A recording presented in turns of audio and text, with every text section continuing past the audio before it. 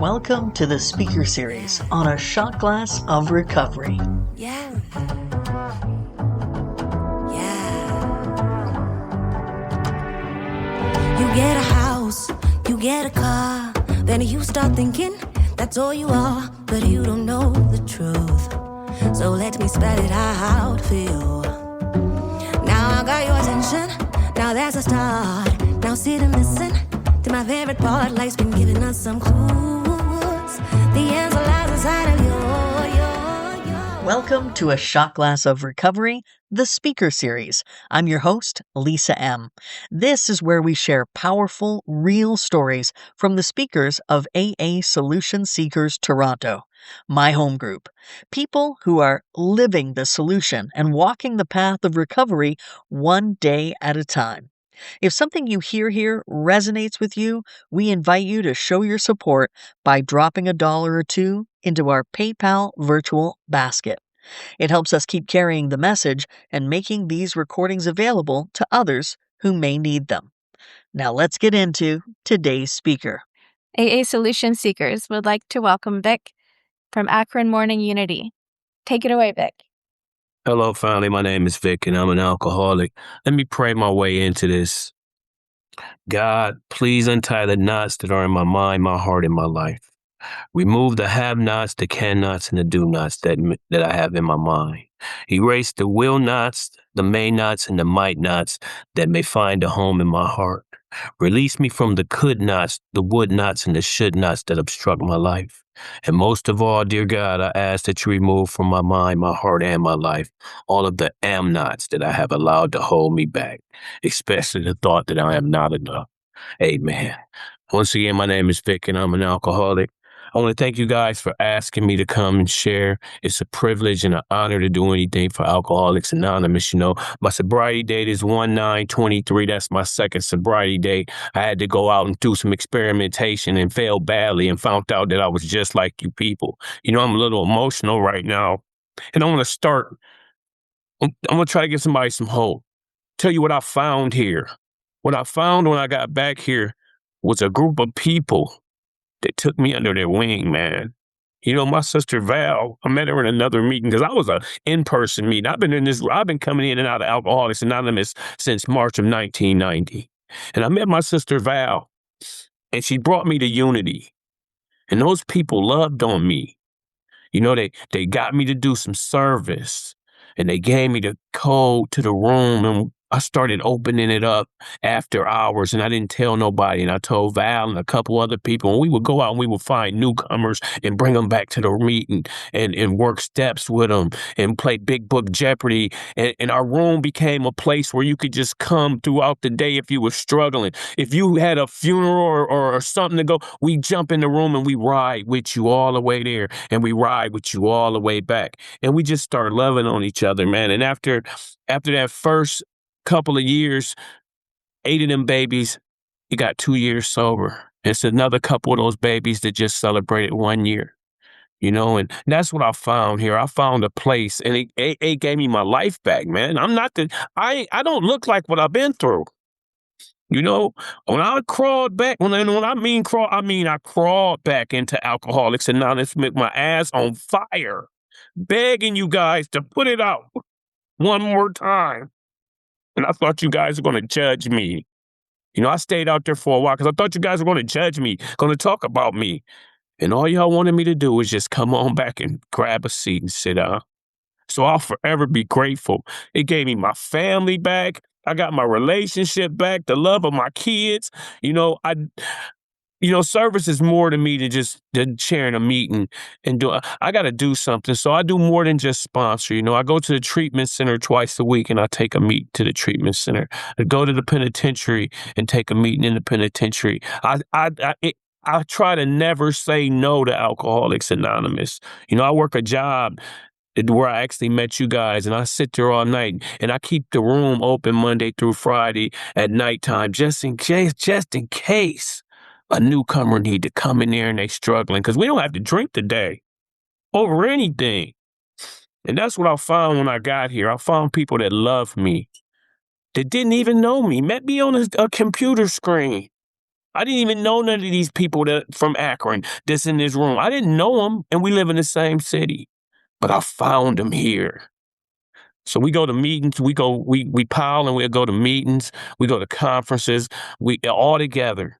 You know, one big old happy family. So Akron Morning Unity is not just a meeting room. Our meeting is an hour and a half long, but our meetings usually go 2 hours, 3 hours, because we're not going to shut that room down. If it's somebody that want to comment, want to talk, we're going to let that meeting go. Our leads may last an hour, 2 hours. You can talk 3 hours and we'll sit there. And if the ones that need to leave, it's okay. Go ahead and leave. But the ones that need this program, they stay. And we're okay with that too. So I was born in Macon, Georgia in 1970, December the 1st. And my mom got pregnant with me at a young age. And my grandparents and them lived in Akron. But in 1970, it was an embarrassment for a 14, 15-year-old girl to be pregnant. So my grandparents sent her down to my great-grandmother's house.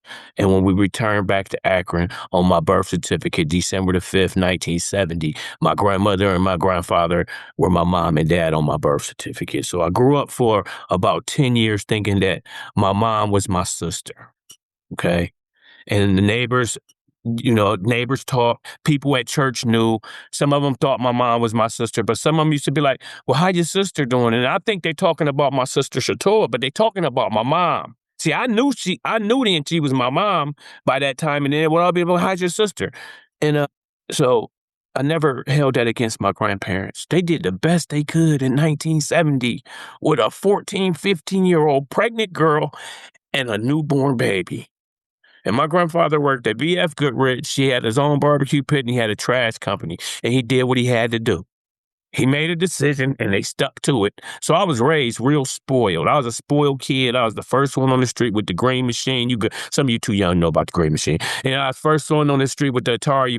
A lot of y'all don't know what the Atari is. It would be called a PlayStation 5 now. But the first one on the street with an Atari and the 10-speed and life was good in the 70s, man. Life was good. And my cousin stayed across the street, and I always wanted to be like my cousin Ernie, man. Everything Ernie do, I do. But Ernie taught me some bad habits. Ernie grew up faster than me. He was a little bit older than me. So my grandmother used to smoke Benson Hedges menthols.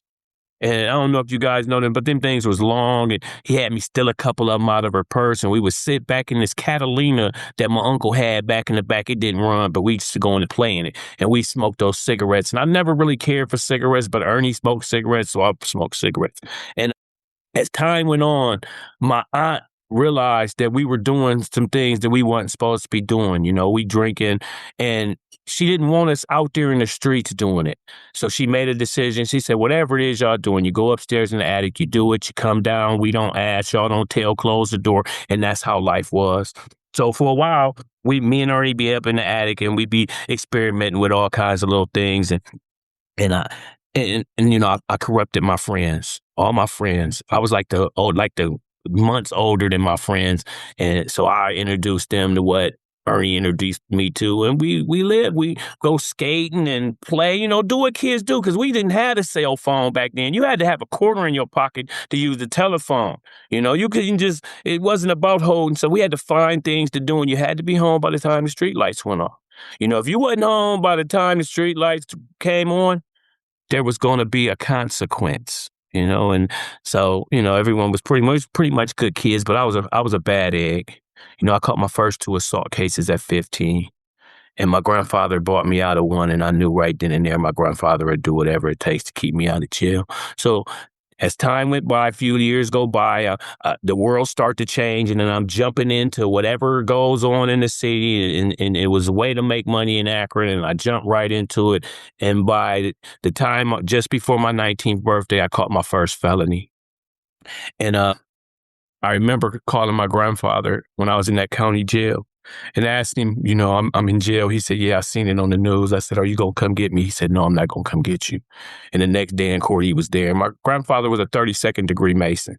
So none of my friends got a bond, but I got a bond. I turned around when they told me what it was, and he raised his hand up, and that meant I was going home.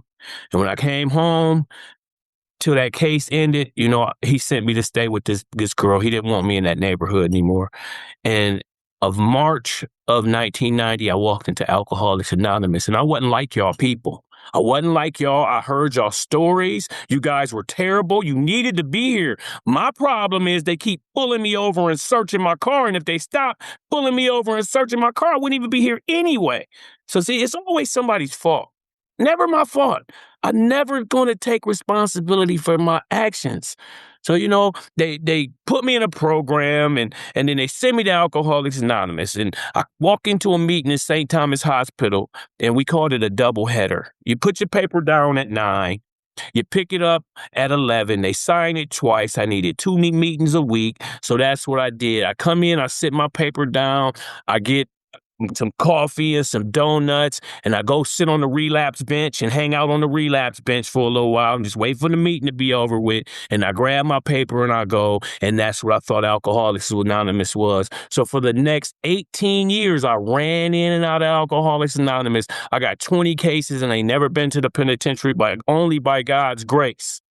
And I never could see me for what I was. It was never my fault. It was their fault, his fault, your fault.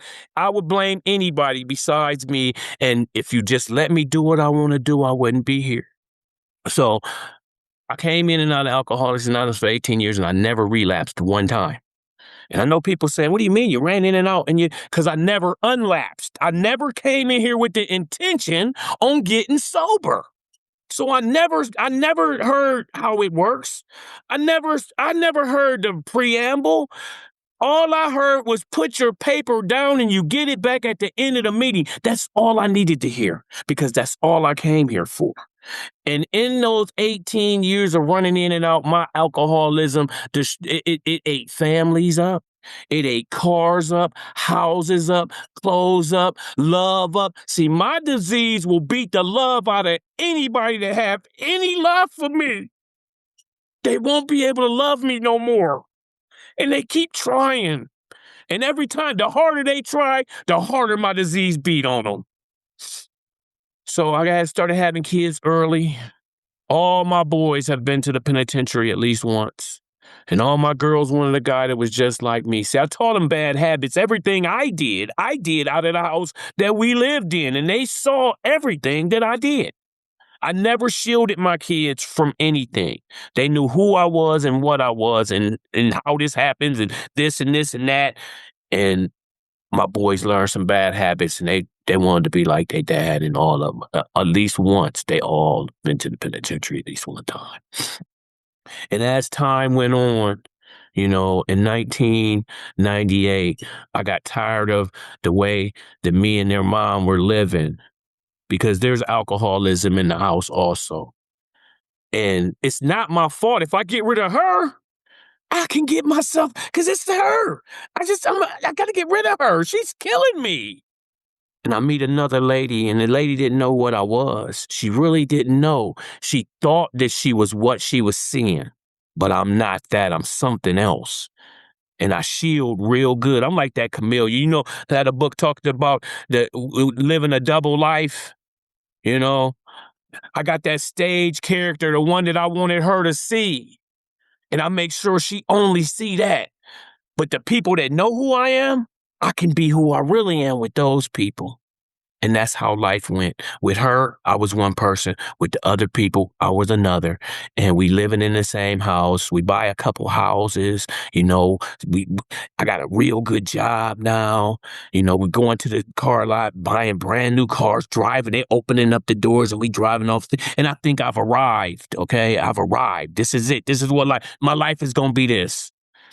All the time, she never could figure out why I may walk away from paying the bills with $1,500, $1,700, and she got to give me gas money in 3 or 4 days after my payday. She never could figure that out. She never really tried. She loved me so much. She would go get 2 jobs, and she'd give me half of one of the checks of the job, and she'd keep half. And just as long as she paid her truck and half the mortgage, I had her for everything else. And it all looked good, and she loved me. That lady loved me, and I beat the love out of her. By the time that relationship came to its end, she couldn't love me no more. I'm going to tell you a quick story. It ain't going to be that quick. I'm going to tell you a quick story. I had came to the end of this illusion that I was living in, and she started being able to see the truth about who I was. I caught a case. I got arrested. It cost me my job, but she knew what I was for sure, because then 2 months before that, I had caught a case and managed to keep my job for the exact same thing. But the second time, it cost me my job. And I was in a car accident in 2001. And I don't got no job. I got a mortgage payment coming up. We got 2 new cars out in the driveway, and kids got to go to school. We got a lot going on, and I've messed their life up when I lost this job because of my behavior. And I start calling the lawyer and telling him, if you don't settle this case, I'm going to settle it. I need the money. I'm out of work. And da-da-da-da-da. Well, in 2003, they gave me a check for $33,000. And most people would take that money while you're at the bank and deposit it into a bank account. That's not what my mind told me. Take it home, put it in the closet. You might need that, Vic. And my days started going like this.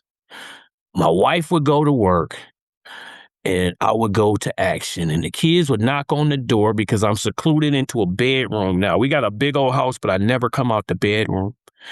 And they knock on the door and they say, Daddy, we hungry. And I slide $100 bill under the door and I tell Ramir, call and get something to eat. Keep the change, give it as a tip, but don't come back to this door. And another few hours would go by and they would knock at the door again and they say, Daddy, we hungry. And I would slide $100 bill under the door and I would tell Ramir, call, get something to eat, keep the change, give it as a tip, but don't come back to this door. And then my wife would come home by 11:15. I'd be down on the front porch, it's enclosed. We use it for living space. And I spend the rest of my night peeking up the stairs to make sure no one's coming down. And I do this every single night. This is what I do, all I do. My wife come home one day and she realized, she said, hey, we need to go get some stuff for the house. And I tell her, I don't got the kind of money that you think I got. She said, you spent all that money?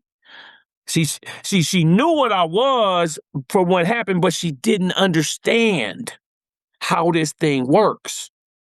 I told her I got about $8,000 left, and she was pissed, and she wanted half that money, and I gave it to her, and all I could think about is, I can't wait till you go to work. And she went to work, and I continued the way I continue. And about 6 months went by and another check came in the mail, and she was standing in the door, and I went to the mailbox and I opened it up and it was an $8,000 check in the mail. And she saw me grab it and she said, what's that? I said, it's a check for $8,000. She said, let's go to the bank now. Let's go to the bank right now. See, she's learning. She's getting smarter about this. And we go to the bank and she get her half, and all I can think about is, I can't wait till you go to work. And when she went to work and came back home, I was on the couch. I could barely breathe. My chest was tight. I thought I was dying. She thought I was dying, and she held me all night long. And when the next morning, when I could breathe and I could move, she said, Vic, I am not going to stay here and watch you kill yourself. And all I could think is, I can't wait till you go to work, man. And I did it all over again. See, I don't have the mental capacity to stop. See, alcohol is not my problem. Alcoholism is my problem. See, alcohol is the symptom. The bottles are just a symbol. I got this inner unmanageability that I cannot deal with life on life's terms. And it's a hole in my soul. And I will use anything to fill it. And at that time, I was filling it with the only thing I knew how to fill to make me feel better.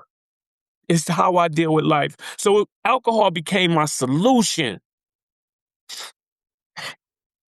So one day I woke up and I came downstairs and I could hear, I could smell, I could see.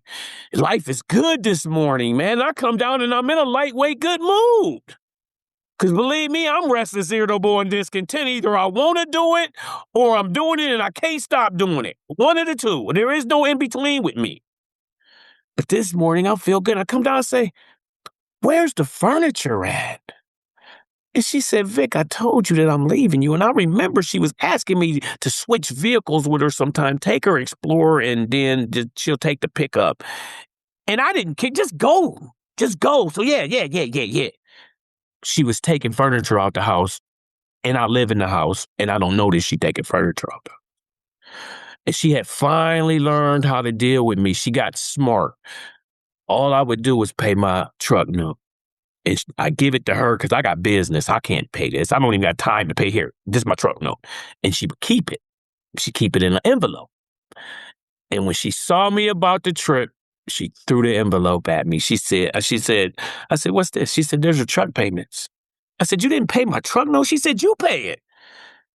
And I took that money and I left and I ain't come back till every dime of it was gone. See, she knew how to get me out of there. She knew how to get what she needed. She finally learned what I was and who I was and how she had to deal with me. And I had beat the love out of her so bad. See, I learned something else, and I'm going to say this to the fellas.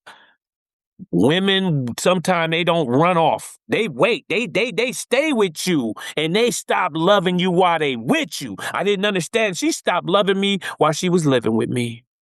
So when she got ready to go, she was done with me. I'm the only one with feelings left because I had beat the love out of her. And we had to get his house back. You know, we had a beautiful house. This guy named Ray, I mean, he's a good guy. He hooked us up. Nice house, cheap price. Payments wasn't bad. Taxes included, a lot of land. He came out and he looked at the house and it was in better condition than what it was when he sold it to us. And he said, you know what, I'm just going to take it back. Just sign the deed back over to me and I'm not going to put this on your credit or anything. We'll just even swap it back out. And he said, Vic, you're a nice guy, man. Where you going to go? I said, man, I'm going to go back to my grandma. He said, I don't want you to have to do that, man. See, he don't know what I am. She said, can you get gas and electric in your name? I said, nah. He said, don't worry about it. I got I got an apartment on Fest. Here's the keys. If you like it, move in, and you can stay there, and we'll come out with one price, and we'll make it one payment, and be done. Cool. I moved in, and I stayed there for 2 years, and I didn't give him a dime. See, I don't got the mental capacity to pay a bill. There is no in between with me. I'm either in it or I'm out of it. There is no. The book said, there is no middle of the road solution for me. I don't have one. So I'm going to work one day. I'm working at a place called JNR Engineering. I got a job at a factory. We make rims. They make truck rims. And for some reason, I don't know why, I grabbed my pocket big book. Some of them are red, some of them are green, some of them are black. You guys may have seen them before, but I'm not my big book, my Bible, my pocket Bible. And I put it in my pocket on my way out the door subconsciously and just threw it in there. And in between rims, I would read a passage from the book. And I do this all through the week. And I never forget, it was a Friday. I did my changeover. I pulled that Bible out, and I don't know what it was I read, but I prayed, and I said, God, whatever you're going to do with me, please do it, because I can't do this no more. And I only learned my consequences as I've shown you. So the very next Friday, I go to jail. Took a guy's money. He stabbed me. I got to shooting at him. The police show up. And when they show up, I'm that one that'll step on your toes. And I get mad when you retaliate on me. See, I done stepped on this man's toes. He retaliated. And I ended up shooting at him. And when the police show up, I'm like, look at me. Look what he did to me. He stabbed me and I'm bleeding. I'm a bloody mess. But the neighbors told the truth. The neighbors, they put him in the paddy wagon and they came back and they got me. They said, them neighbors say that you were out here shooting a gun. And then I tried to lie, but I was so tired. I had been running so at that time, we talking 2006. I've been on a 16-year run. I just gave them the gun and they took me down. They checked my hands. They took me to the county jail, and I stayed in there for a few days because I couldn't get out. You know, the bond is higher than what I could reach. If it had been $20, I couldn't have made it. Okay. And my grandmother got this house that has been my get out of jail free card my whole life. And I called her and I said, they'll let me out of here if you put your house up for me. And she said, Tyrone, that's what the family called me, Tyrone. She said, Tyrone, you can call here as much as you want.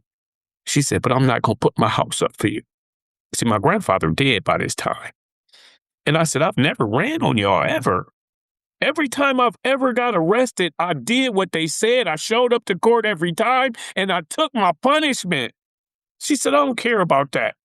She said, I'm not going to put my house up for you. See, I know now what she was really saying. What she was saying is, I can get me some sleep tonight because you ain't out getting killed or you ain't out killing nobody. That's what she was saying, because I had beat the love out of her. I was running on the last little strings that a grandmother has to love their grandkid. And I hung up the phone on her. And I called my buddy Danny, and Danny told me he'd do it. And then a miracle. See, God been with me for a long time. I've been waiting for him to show up for me my whole life. And he had been waiting for me to show up for him. Didn't know that. And I'm telling Danny what to do, and a lady stick her head in the door, and she says, Mr. Thomas, Victor Thomas. And I say, yeah. I said, they're calling me, Danny. I got to go out. And I go out in the hallway, and they said I couldn't get a signature bond, and she's standing here with paperwork for a signature bond. I said, they said I couldn't have one. She said, you want to go home or not? I said, yeah. She said, then sign the paper. So I signed the paper, and I get out, and Danny's wife picked me up, and I got a sister named Shator, and she loved me so much. And she been trying to put this bond money together that she ain't gonna reach. She's never gonna get it, but she's gonna try. And she's been collecting money from friends and families, aunts, uncles, cousins, dollars here, a few dollars there. And I tell Danny's wife I need to go to my sister's house. And I call her, I tell her, you know what? I don't need all that money. All I need is this much. And I'm right back on the run again. I'm right back doing what I'm doing. And I had a baby in 2006. And I just wanted to spend some time with my baby before I went to the penitentiary, because when I met with my lawyer said, you know what, I've seen your record. You've never been to the penitentiary? I said, no. She said, you going this time? She said, I can't believe you haven't already been to the penitentiary. She said, have you seen your record? I said, I lived it. And she said, you know what, there's nothing I can do for you. So I started living like I was going to go to the penitentiary. That guy in that apartment, that gave me that apartment, he helped me move my stuff out on his dime, paid me money to leave. And I had left a few things, and I told him I would come back and get them. And he said, yeah, you can come back. And when I went back, the locks had been changed. Burned down another relationship, beat the love out of him. He couldn't deal with me no more. So I eventually moved out with my baby, her mom, and her mom. And I'm talking about how I'm going to the penitentiary all the time. And the girl's mom, my baby mom's mom, said, Vic, have you prayed on this? I said, no. She said, why don't you pray on it and let it go? So I prayed, and a couple of days later, I'm back talking about it again. And she said, Vic, I don't want you to pray anymore. And it kind of pissed me off. Like, I ain't got to go to you to talk to God. She said, no, Vic, you want to fix your own problems. So why don't you let God go fix somebody else's, and you take care of your own problems? And I understood that. You know how some people say some stuff and it hit different? It hit different. And I prayed, and I didn't say anything else about it, and I let it go. And on January 27th, 2007, I walked into that courtroom, and the judge asked me if I wanted to say some words, and I said those words. I don't have to say them, because you guys, whoever been in my, you know exactly. Well, I'm sorry, and and she stopped me in my tracks. She said, Mr. Thomas, I don't think you're sorry at all. She said, you never said you were shooting that gun. She said, I got the ballistic reports. She said, you know what? That's neither here nor there. And I just knew it's over. She said, I'm going to give you 2 years in a state correctional facility. And I said to myself, good. Maybe I can go to the penitentiary and have a chance of getting my life together. And maybe I could come out and do something different. See, I've been in these streets my whole life. I can't stop out here. But maybe I can go in there and get a chance to do something different with my life. And then God showed up in that courtroom. She said, I don't even know why I'm considering doing this, but I'm going to give you 18 months of paper. She said, but if you come back in this courtroom for any reason, be prepared to go to the penitentiary. And that was that. And we walked out the courtroom, and my lawyer told me, said, that cat is skint. It don't got no more lives. Said, if you get a jaywalking ticket, you probably going to jail. But you can't give a guy like me a chance, because I've been playing this system for so many years that I can study and pass any test you give me. I can study. I can get my study glasses on. I get real prepared for them tests. But this time I couldn't pass one. So I get the same probation officer I had for the last case that I barely made it off of probation on. And she couldn't put me in jail then, and she can't put me in jail now. I failed 3 on her, and she passed me on to another lady. because I'm so nice and she just don't want to do it. And this lady is a real one. She is known for putting her probationees in jail. She don't play around. And I failed through on her, and she said, I'm just such a nice guy. She just can't put me in the penitentiary. See, I think this is luck. This God, I want you guys to know this. This all God that I'm talking about. If you don't know, I'm talking about God here. And they give me this lady, and I'm her first to third. She knew. She has no clue. We all learning this together. She didn't know what she was doing. And I failed 16 in a row on her. And I went in there one day, and she said, I am going to lose my job if I don't put you in the penitentiary. And I came up with a brilliant idea, saying I'm going to figure out her. I never do anything. I figure it out. So I say, you know what? I'll wait 7 days before I go down there and I'll be fine. I won't do anything. And 35 minutes later, I was piped back at and I said, Vic, you're going to go to the penitentiary if you keep this up. And I went down there the next day and waited to see her because you can't just go up down there and demand to see people. I don't know if you guys know that. You can't. So she came out. She said, Mr. Thomas. And I said, you always say you can help me.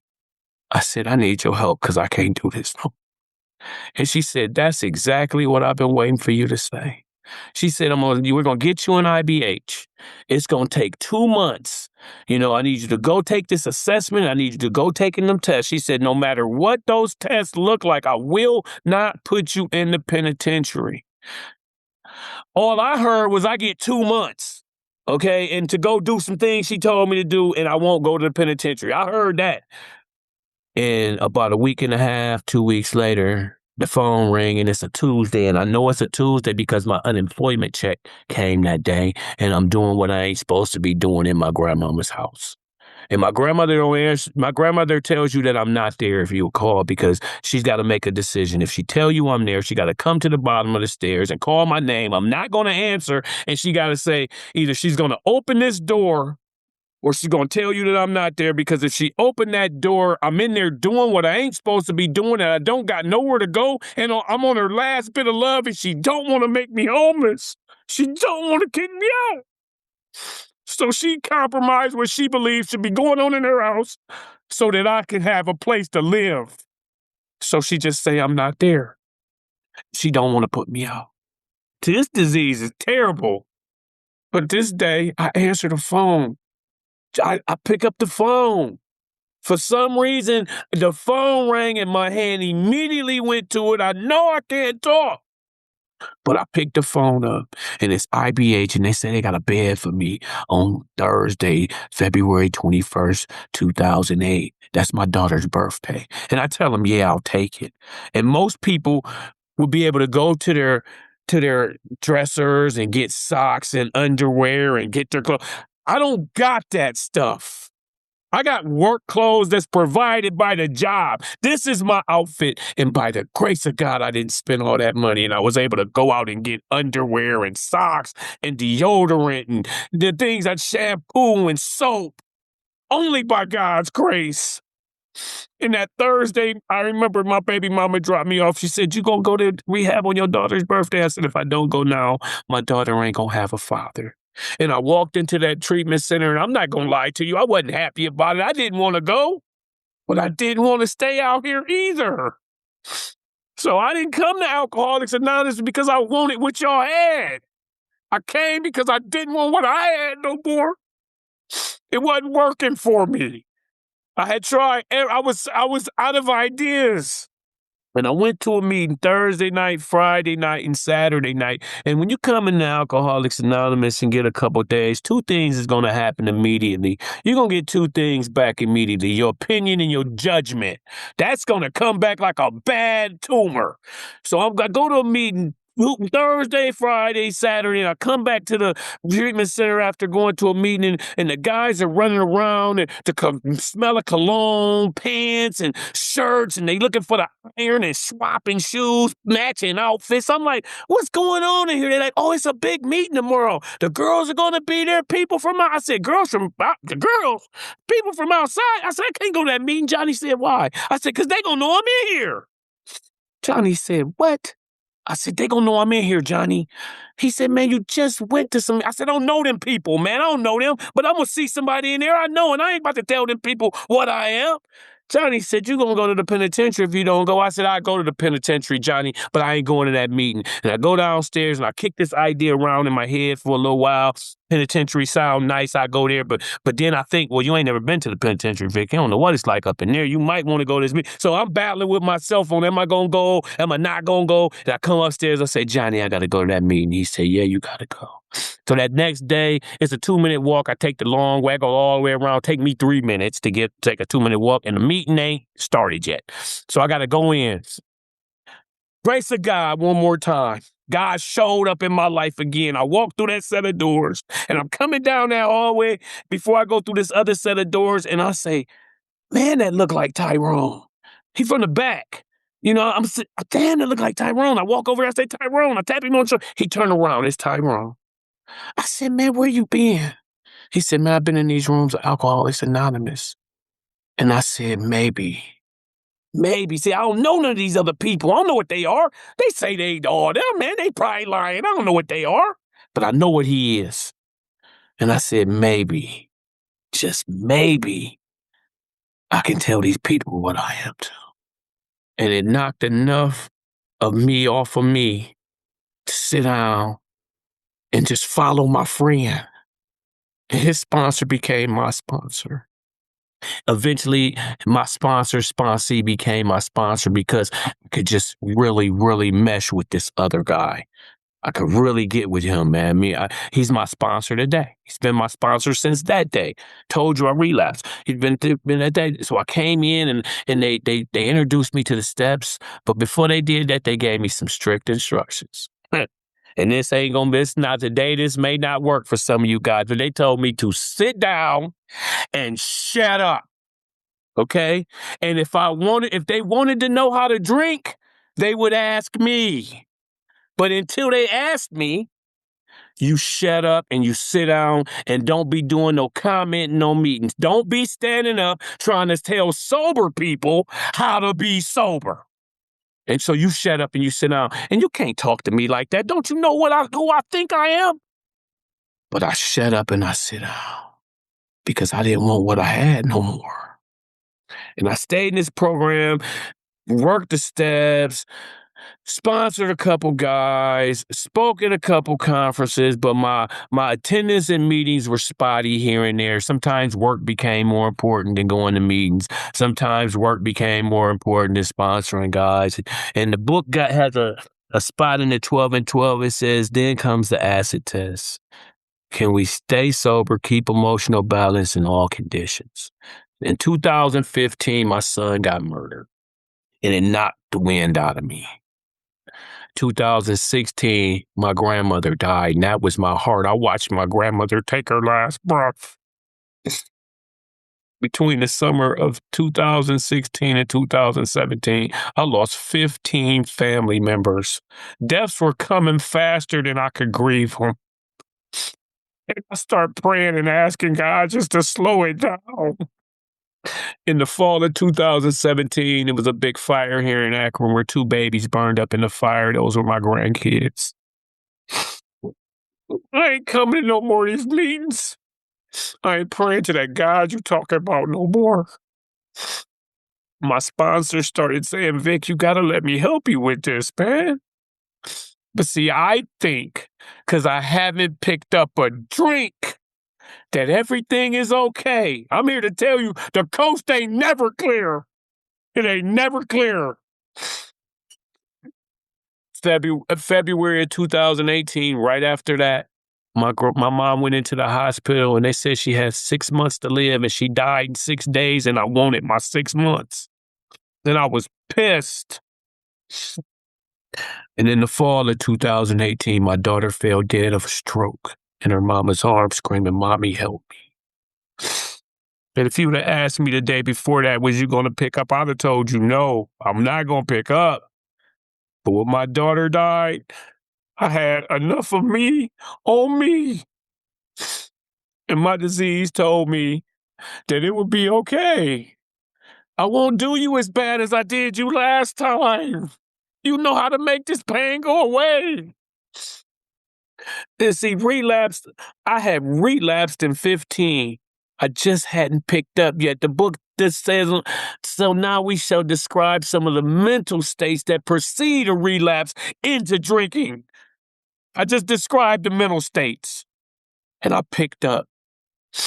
And I was only going to get one. And I came to 4.5 years later, walking and crawling back up into rooms of Alcoholics Anonymous in 2023.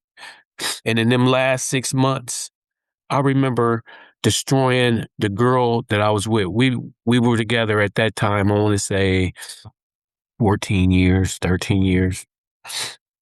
And I was so disconnected that she just wanted to be a part of what I was doing. And I let her. And I remember her saying one day, Vic, I'm getting scared. And I said, scared of what? See, she saw that bottom coming up at her. I didn't see a bottom at all. And I left on June the 6th in a relationship, and I came back that night, and I wasn't in one no more. She had beat the love out of her. She had enough of me. She said she had to go get herself some help. Another relationship burned to the ground. And for the rest of them 6 months, God started exposing me to me. I lost everything. By the time I got to Alcoholics Anonymous, back to alcohol, I had lost the cars, the house. It took me 10 years to build a life. And I burned it down in 4.5 years to the ground. That relationship, everything. And I remember December the 1st, which was my birthday, I was so lonely.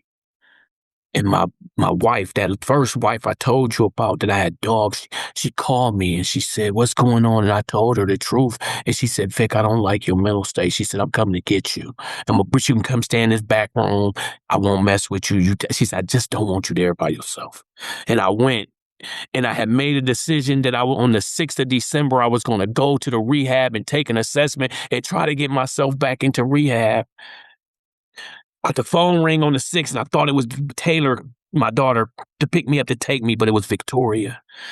And Victoria, I said, Taylor sent you the call. She said, no, the baby just died. My 1.5-month old grandbaby died of SIDS that day. And that was the first death I knew I had to get up off these streets. I knew I had to make another change because I had nothing to give my child. I had nothing to give. And a few weeks went by and another miracle happened, man. I made an appointment to have an assessment, and I went and took the assessment. And they told me it'd be 2 months before they could get me in. And I told them I'd be dead in 2 months. Don't even worry about it. They said, we're going to see if we can get you in by the end of the week. And by the end of the week, 12 o'clock, the phone hadn't rung, and I thought I couldn't even get back in rehab. And about 4:30, 5 o'clock, the phone rung, and it was the guy named Mark. He said, I couldn't get you in by the end of the week, but can you be here on Monday? And I said, yes, I can be here on Monday. And just like what happened before, I don't have clothes. My kids had to go buy me the things that I need to go to rehab. And I threw myself, I'm going to go in a rehab party on that Saturday because I'm a real one. Okay, I'm a real one. Saturday come, I told myself I'm going to rehab party, and I picked it up, put it down, controlled it, enjoyed it, and went to sleep. But I remember what they told me. They said, Vic, if you still got the shovel in your hand, you still want to dig. And I woke up with that shovel in my hand on that Sunday morning. I didn't know what to do. I was talking to myself. I'm pacing around, and I heard guys say, call Victoria. And I said, Victoria don't answer her phone at 7 o'clock in the morning on no Sunday. And I heard a voice say, call her anyway. And I called my daughter, and she picked up on the first ring. And I said, can you come get me and take me to your house? She said, I'm on my way, Daddy. Save my life. He put me to sleep all day Sunday, and she woke me up Monday, and she dropped me off at that rehab center. And she said, Daddy, if you leave here, don't call me. I'm not going to come get you. And I said, I promise I won't leave. And the only number I could remember was my sponsor's number. And I called him. He told me the most profound thing I ever heard. He said, Vic, I said, I'm back in rehab. He said, Vic, you lost the time. You didn't lose the knowledge. Why don't you start applying it and start back over at step one? And that's what we did. We got in those steps. And I've been working this program every single day like my life depends on it. I read my big book every day. The day don't go by I'm not in this literature.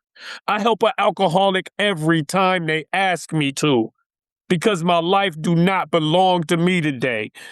My life is not mine. I am on assignment from God. You know, It may appear that I run something, but I don't run nothing. And I don't get the privilege of saying no. I can't help you. No, I can't sponsor you. No, I'm going to fire you because you didn't do what I said. Who the hell am I to fire somebody because they didn't do what I said? What if Alcoholics Anonymous would have closed down before I got back here? Where would I be then? See, gratitude is an action word. I don't do gratitude lists because I don't want to mental masturbate about what I'm thinking about doing. I get in the middle of this bed and I do anything that's asked of me.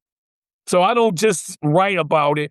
I put the work in and I hang with like-minded people. I got people that's in my circle that I can tell the truth about me. I can tell them about my character defects. I don't have to be Superman all the time.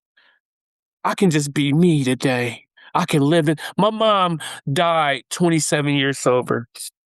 And that first trip around my first year, my mom gave me a piece of information that I didn't know how to apply till now. She said, you're going to have to learn how to live in your skin. And I didn't know what she meant then. But it's okay in here today. Inside of here, I'm okay today. Because I ain't in here by myself. I got a God in here with me. I don't have to. I don't care if you see me cry. I used to think that would be a sign of weakness. I got 12 seconds. I'm going to go ahead and shut it down. You know what? I love all you guys. And there's nothing you can do about it. Oh, you do another 30 on there. There's nothing that you guys can do about it but love me back. So if you in this room and you knew, there may be other ways to get sober. The big book talks about it and some other spiritual approach. But I didn't wake up one day and came down to Alcoholics Anonymous and said, I want to see what they doing in here. I belong here. I didn't come like I want to test the water. I need to be here. So I need to work this program like my life depend on it. And the steps are the catalyst that got me to my higher power. With that, I pass. Just a quick reminder to subscribe, like, or follow if you like the show on any of your favorite listening platforms. If you like the speakers and other content on the podcast, please show us some love by leaving a review and consider making a PayPal contribution to help keep the show going at paypal.me/a shot glass of recovery. Every dollar makes a difference, and we thank you. Our speakers come from my AA home group, AA Solution Seekers. We meet every day at 7 a.m., so pop in sometime and say hello. Until next time, thanks for joining me on A Shot Glass of Recovery. Everything you do, the answer lies inside you.